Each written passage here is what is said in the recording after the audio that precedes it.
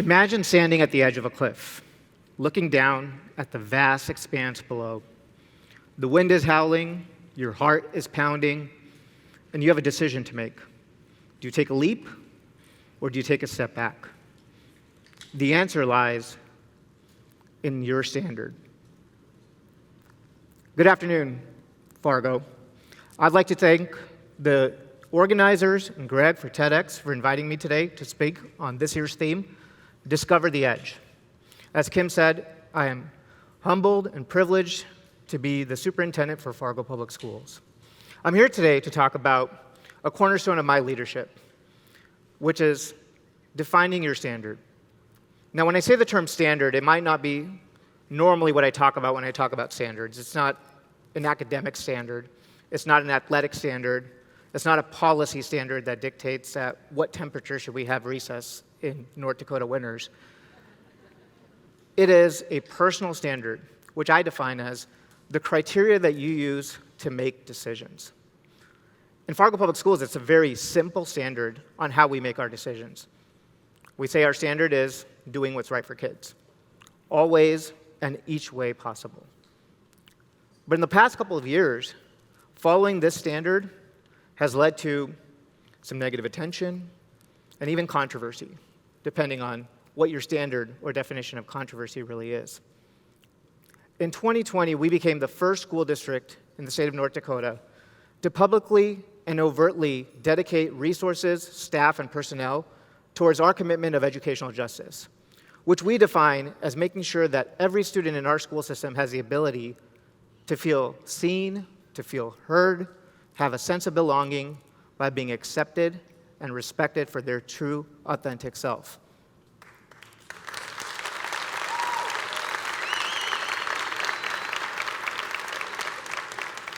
Now, one could, it's pretty easy to assume that there's some individuals, because at the time, we called this commitment to educational justice our celebration of diversity, equity, and inclusion.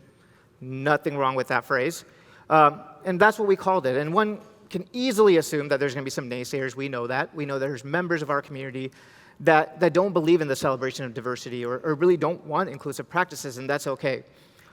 But in doing so and trying to meet this standard, we accomplished the most amazing feat as possible. Not only did we upset the members of our community that were already opposed to those efforts, we also upset several members of our community that we were trying to help.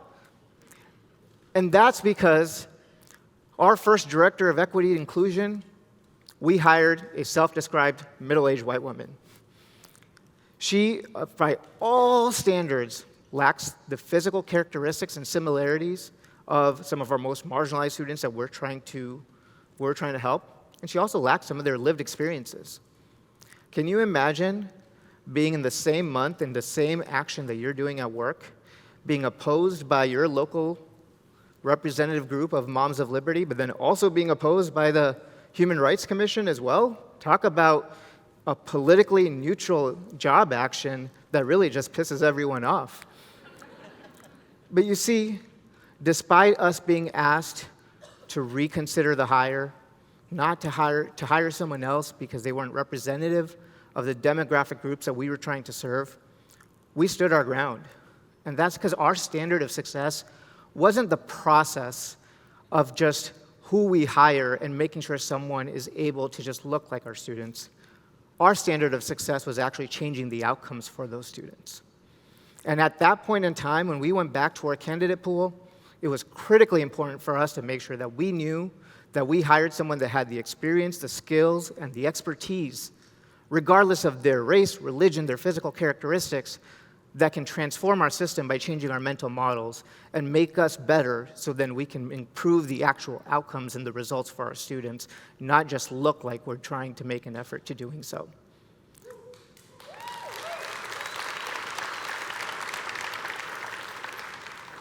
Therefore, we hired the best woman for the job, and our system is so much better for it. We still have work to do, and we'll continue to do it. And then the COVID-19 pandemic hit. The world was on edge, and so were we. We were all making a million decisions a day, and everyone was enduring different disruptions to their life. It really seemed society as a whole had lost their concept and their standards that they once believed in. These included standards of respecting medical professionals. This included your standard of understanding how science works. When something's new, science is using past information, applying it, and then trying it again. Sometimes science can be wrong. That's okay. This required people sacrificing their own personal standard for how to treat one another and treat each other with respect because they chose the standard of political allegiance over that. So at one point in time, we became the last school district in North Dakota to continue having to make a decision on masking our students. The decision for us was never based on the standard of whether we should mask or not.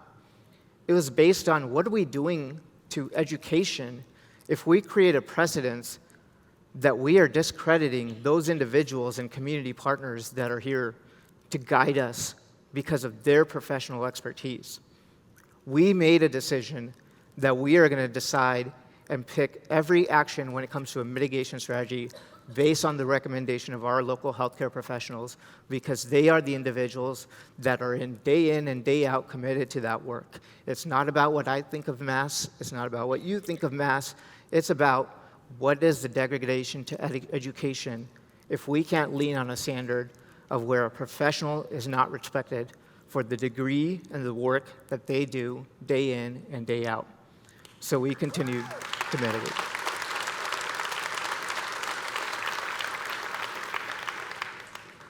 Most recently, we faced another edge. We had to decide whether it was worth following, or some people's perception of continuing to follow, a new state law when we thought that state law would be harmful to our students that represent the LGBTQIA2S+ community. For us, the standard is clear. We looked at the research from the Trevor Project.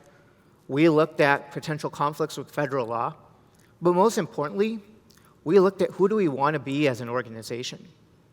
We recognized that we are all entitled to the beliefs that we have, but there is never going to be a standard that allows us to impose our own beliefs, whether they're our cultural beliefs, our political beliefs, our faith-based beliefs, over the importance of making sure that every student shows up in our school building as their true, authentic self, and they're heard, seen, accepted, and respected for who they are.